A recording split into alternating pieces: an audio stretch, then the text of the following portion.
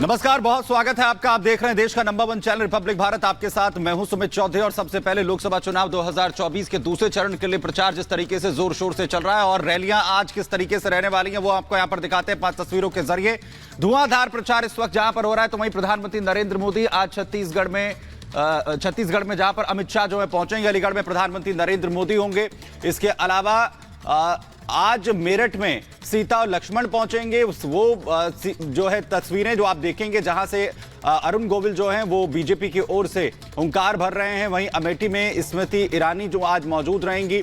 इसके साथ ही जहां वो चुनाव प्रचार करेंगी। बुलंदशहर की अगर हम बात करें तो बसपा सुप्रीमो मायावती पहुंचेंगी। तो ये तमाम वो रैलियां जो आज एक बार फिर से होनी है। प्रधानमंत्री नरेंद्र मोदी अलीगढ़ में मौजूद रहने वाले हैं।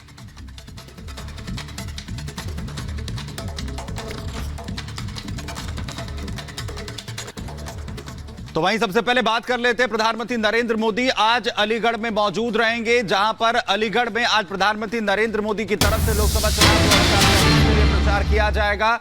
आपको बताएं,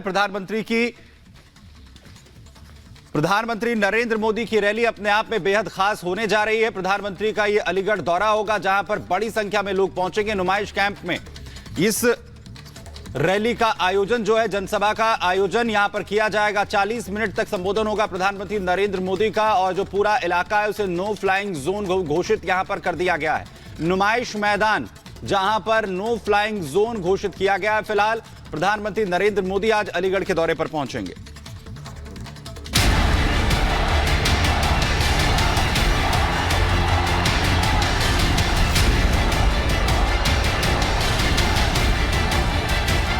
ये जो गोल्ड है बहनों का और जो संपत्ति है, ये सबको समान रूप से वितरित कर दी जाएगी। आजादी के इतिहास में पहली बार होगा दिल्ली में कांग्रेस का जो शाही परिवार रहता है वो कांग्रेस को वोट नहीं देगा। पीएम मोदी के ताबड़तोड़ प्रचार का सिलसिला जारी है। मोदी का मिशन 4 जून को 400 पार का है और अपने इसी संकल्प को सिद्धि तक पहुंचाने के लिए पीएम मोदी जी जान से जुटे हुए हैं। इसी मिशन के तहत आज पीएम मोदी उत्तर प्रदेश के अलीगढ़ में चुनाव प्रचार की कमान संभालेंगे। पीएम करीब 2 बजे अलीगढ़ के हेलीपैड पर लैंड करेंगे। वहां से नुमाइश ग्राउंड जनसभा स्थल के लिए रवाना होंगे। नुमाइश ग्राउंड में पीएम जनसभा को संबोधित करेंगे।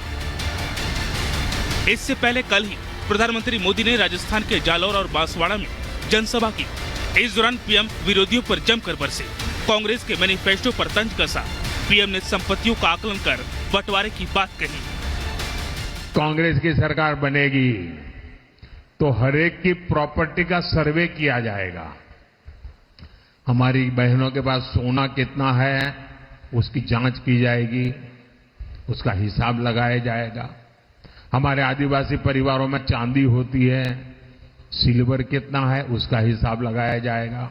ये जो गोल्ड है बहनों का और जो संपत्ति है, ये सबको समान रूप से वितरित कर दी जाएगी। पीएम यही नहीं रुके। विरोधियों खासकर कांग्रेस को आड़े हाथ लेते हुए पीएम मोदी ने माहौल ऐसा बनाया कि ज्यादा से ज्यादा सीटें एनडीए जीते। पीएम ने बताया कि आजादी के बाद ये पहली बार है जब गांधी परिवार भी कांग्रेस को वोट नहीं देने वाला। स्वार्थ और अवसरवादिता में घिरी कांग्रेस की हालत ऐसी हो गई है कि कांग्रेस का शाही परिवार आजादी के इतिहास में पहली बार होगा दिल्ली में कांग्रेस का जो शाही परिवार रहता है वो कांग्रेस को वोट नहीं देगा। अगर ये शाही परिवार कांग्रेस को वोट नहीं देता है तो आपसे वोट मांगने का उनको क्या हक है भाई। दूसरी तरफ इंडी गठबंधन के नेताओं ने रांची से हुंकार भरी। इस दौरान इंडी गठबंधन के नेताओं ने बीजेपी के 400 पार के नारे को जुमला करार दिया। इंडी के नेताओं का कहना है कि बीजेपी 400 सीटें जीतकर संविधान बदलना चाहती है। इंडी के नेताओं ने कहा कि बीजेपी महंगाई बेरोजगारी पर बात नहीं कर रही बल्कि मुद्दे से भटककर ध्रुवीकरण कर रही है। क्या कहते हैं भाजपाई, 400 सीट दे दो, संविधान बदलना है। याद रखना, ये संविधान बदलेंगे तो आरक्षण खत्म करेंगे, ये संविधान बदलेंगे तो चुनाव में जो वोट देने की आपकी ताकत है उसको खत्म करेंगे। झारखंड ने बना लिया है, मूड बना लिया है कि भाजपा को भगाना है, देश को बचाना है। भाजपा को भगाओ, देश का संविधान बचाओ। जो लोग जुमला लेकर के आए थे वो आज गारंटी लेकर के आए हैं। ये जुमले से 10 साल बड़ी गारंटी है। मैं उन गारंटी वालों को कहना चाहता हूं, देश की जनता उनकी गारंटी नहीं चाहती है। देश की जनता बाबा साहब भीमराव अम्बेडकर जी ने जो संविधान में हमें गारंटी दी है वो गारंटी चाहते हैं। अब विरोधियों ने पलटवार किया था तो पीएम मोदी कहां रुकने वाले थे। पीएम मोदी ने अपने अंदाज में जवाब दिया और कहा, एनडीए गठबंधन देश की जनता को गुमराह कर रहा है। 24 में हार के डर से विपक्ष इस हद तक हताश हो चुका है कि वो संविधान बदलने का लोगों में भ्रम फैला रहा है। कांग्रेस ने हमेशा दलितों को डराया, कभी आदिवासियों को डराया, कभी अल्पसंख्यकों को डराया। आज भी ये कभी लोकतंत्र को लेकर, संविधान को लेकर, आरक्षण को लेकर भांति भांति का झूठ फैला रहे हैं, भांति भांति का डर दिखा रहे हैं। लेकिन कांग्रेस को पता नहीं है कि भारत हर प्रकार से डर से बाहर निकल चुका है। जाहिर है पीएम मोदी के ताबड़तोड़ प्रचार और सियासी प्रहार से विपक्ष हलकान है। विपक्ष के हर उठाए मुद्दों का पीएम अपने अंदाज में जवाब दे रहे हैं और अब 4 जून को जनता किसके दावों और वादों पर अपने भरोसे का मुहर लगाती है, ये साफ हो जाएगा। Bureau report, Republic Bharat.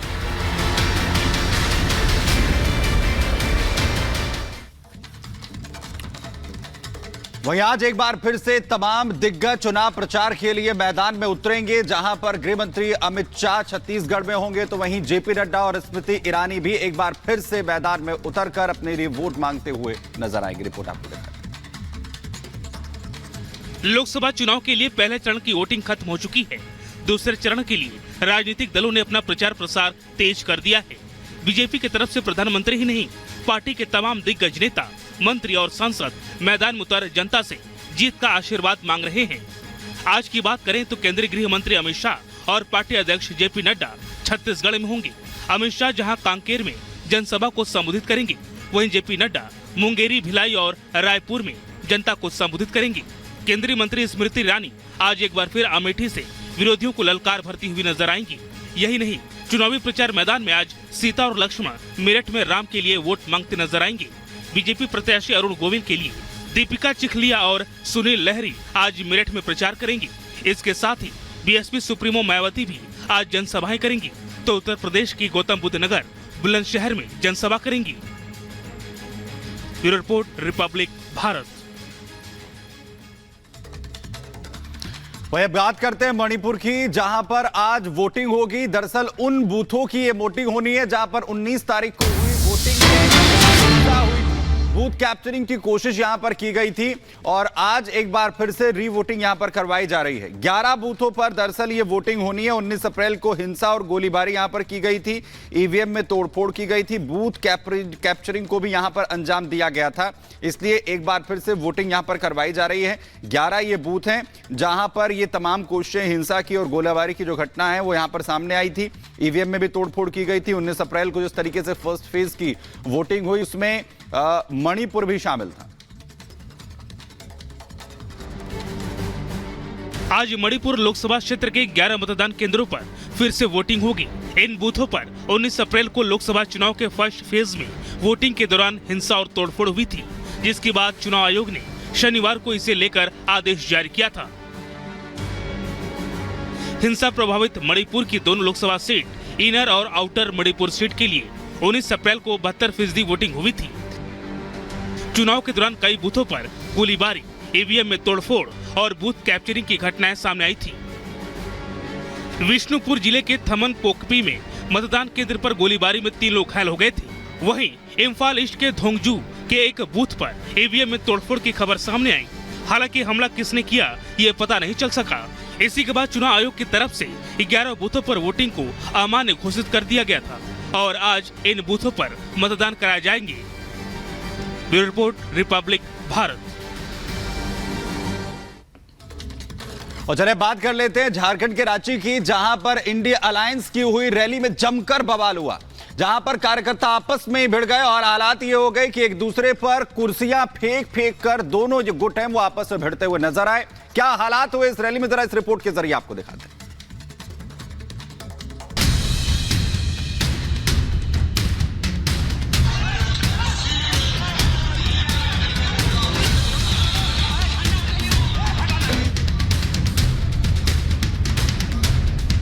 इंडी गठबंधन में सिर्फ डबल कम होने का नाम ही नहीं ले रहा है, चाहे सीट बंटवारे की बात रही हो या आपसी गठबंधन की। इंडी गठबंधन बनने के बाद पहले तो पार्टी अलग थलग हुई, इसके बाद इंडी गठबंधन के नेता अपने अपने राज्यों में अपना अपना दावा ठोकते दिखे। खैर, दिल्ली के बाद रांची में इंडी गठबंधन की बड़ी रैली हुई। जेएमएम की ओर से प्रभात तारा मैदान में उल गुलान न्याय रैली का आयोजन किया गया। भले ही इंडी गठबंधन के नेता तीसरी बार रैली कर रहे हो, लेकिन इंडी गठबंधन की रैली से जो तस्वीर सामने आई वो पहले देख लीजिए।